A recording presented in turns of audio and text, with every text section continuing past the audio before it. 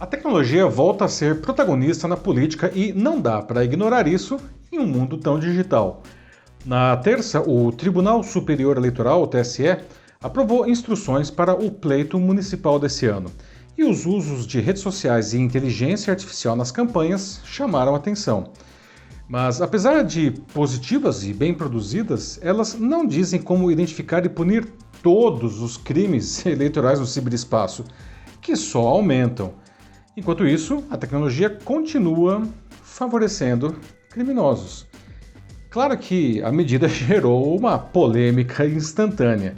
Desde 2018, as eleições brasileiras vêm crescentemente sendo decididas com forte influência do que se vê nas redes sociais, especialmente as fake news que racharam a sociedade brasileira ao meio. Agora, a inteligência artificial pode ampliar a insana polarização que elege candidatos com poucas propostas e muito ódio no discurso. É importante que fique claro que as novas regras não impedem o uso de redes sociais ou de inteligência artificial. E seria insensato bloquear tecnologias que permeiam nossa vida e podem ajudar a melhorar a qualidade e a baratear as campanhas, o que é bem-vindo especialmente para os candidatos mais pobres. Mas não podemos ser inocentes e achar que os políticos farão apenas usos positivos de tanto poder em suas mãos. Infelizmente, a solução para essas más práticas do mundo digital não acontecerá apenas com regulamentos. Esse é também um dilema tecnológico e as plataformas digitais precisam se envolver com seriedade nesse esforço. Eu sou Paulo Silvestre, consultor de mídia, cultura e transformação digital, e essa é mais uma pílula de cultura digital para começarmos bem a semana, disponível em vídeo e em podcast. A iniciativa do TSE não é isolada. A preocupação com o impacto político do meio digital atingiu um pico no mundo em 2024, no ano com 83 eleições ao redor do globo, a maior concentração pelos próximos 24 anos. Isso inclui algumas das maiores democracias do mundo, como a Índia, que em população é a maior democracia do mundo, os Estados Unidos e o Brasil, o que fará com que cerca de metade dos eleitores do planeta depositem seus votos até dezembro. As regras do TSE procuram ajudar o eleitor a se decidir com informações verdadeiras. Por isso, determina que qualquer texto, áudio, imagem ou vídeo que tenha sido produzido ou manipulado por IA seja claramente identificado como tal. Além disso, proíbem que sejam criados sistemas que simulem conversas entre o eleitor e qualquer pessoa, inclusive o candidato. Vedam ainda as deepfakes, que são a técnica que cria áudios e vídeos falsos que simulam uma pessoa dizendo ou fazendo algo que jamais aconteceu.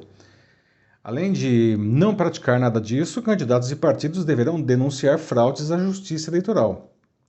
As plataformas digitais, por sua vez, deverão agir por conta própria sem receberem ordens judiciais, identificando e removendo conteúdos que claramente sejam falsos, antidemocráticos ou incitem ódio, racismo ou outros crimes. Se não fizerem isso, as empresas podem ser punidas e os candidatos que infringirem as regras podem ter a candidatura e o mandato cassados no caso de já terem sido eleitos. Outra inovação é equiparar as redes sociais aos meios de comunicação tradicionais, como jornal, rádio e televisão, aplicando a elas as mesmas regras. Alguns especialistas temem que esse conjunto de medidas faça com que as plataformas digitais exagerem nas restrições, eliminando conteúdos a princípio legítimos por temor a punições. E ainda o interminável debate se elas seriam capazes de identificar todos os conteúdos problemáticos de maneira automática. Bom, os desenvolvedores estão se mexendo, especialmente por pressões semelhantes que sofrem nos Estados Unidos e na União Europeia. Em janeiro, 20 empresas de tecnologia assinaram um compromisso voluntário para ajudar a evitar que a IA atrapalhe nos pleitos. A OpenAI, que é a criadora do ChatGPT, e o Google, que é o dono do concorrente Gemini, anunciaram que estão ajustando suas plataformas para que elas não atendam a pedidos ligados a eleições. A Meta, dona do Facebook, do Instagram e do WhatsApp, disse que está refinando técnicas para identificar e rotular conteúdos criados ou modificados por inteligência artificial. Tudo isso é necessário e espero que não passe apenas de cortinas de fumaça ou leis para inglês ver. Mas resta descobrir como fiscalizar as ações da parte que ao mesmo tempo é a mais frágil e também a mais difícil de ser verificada, que é o usuário. Sim, porque por mais que os políticos e as big techs façam tudo o que puderem para o bom uso desses recursos, o maior desafio recai sobre os cidadãos, seja um engajado correligionário, instruído ou não pelas campanhas, seja o inocente tio do Zap. Esses indivíduos podem produzir e distribuir grande quantidade de conteúdo incendiário e escapar da visão do TSE. Pior ainda, podem criar publicações como se fossem o adversário deliberadamente para que ele seja punido. O tribunal não quer que se repita aqui o que foi visto na eleição presidencial argentina em novembro.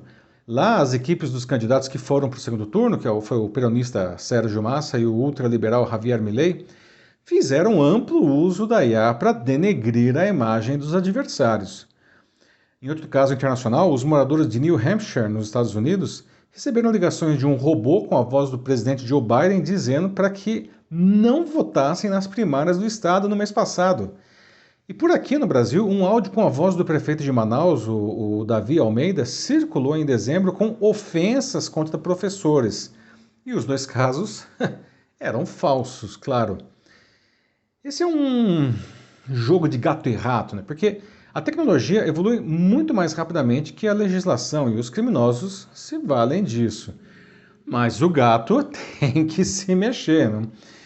Aqueles que se beneficiam desses crimes são os que buscam confundir a população. O seu discurso tenta rotular essas regras como cerceamento da liberdade de expressão. Isso não é verdade, porque todos podem continuar dizendo o que quiserem, apenas pagarão no caso de cometerem crimes que sempre foram claramente tipificados. Ainda o temor dessas medidas atrapalharem a inovação, o que também é questionável. Alguns setores fortemente regulados, como o farmacêutico e o automobilístico, estão entre os mais inovadores. Por outro lado, produtos reconhecidamente nocivos devem ser coibidos, como é o caso dos da indústria do cigarro.